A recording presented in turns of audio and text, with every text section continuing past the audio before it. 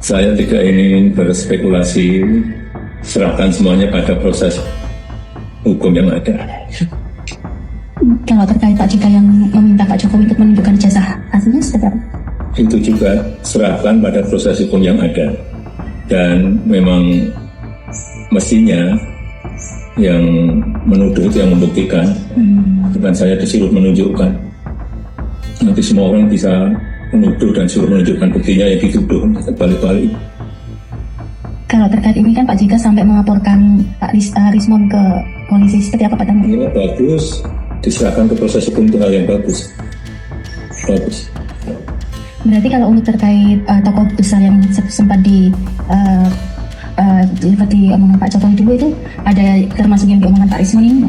Saya nggak mau berspekulasi mengenai nama, karena itu perlu bukti-bukti, fakta-fakta hukum. Jadi ini juga sama, serahkan semuanya pada proses hukum yang ada.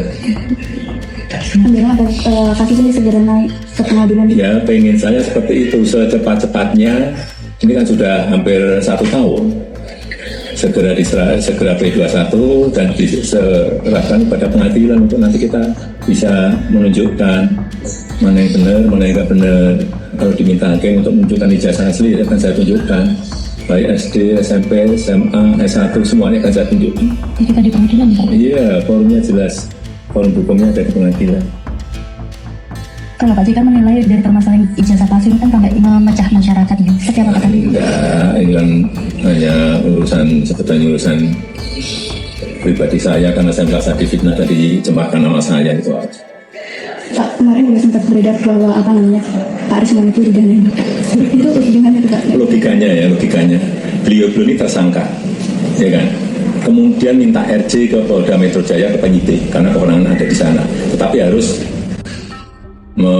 mohon maaf kepada yang dituduh pada saya. Saya maafkan.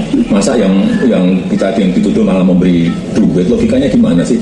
Oh, yang tersangka beliau kesini, kita maafkan, kok saya masih memberi duit, itu gimana logikanya? Harusnya beliau yang tersangka memberi duit ke saya supaya dimaafkan.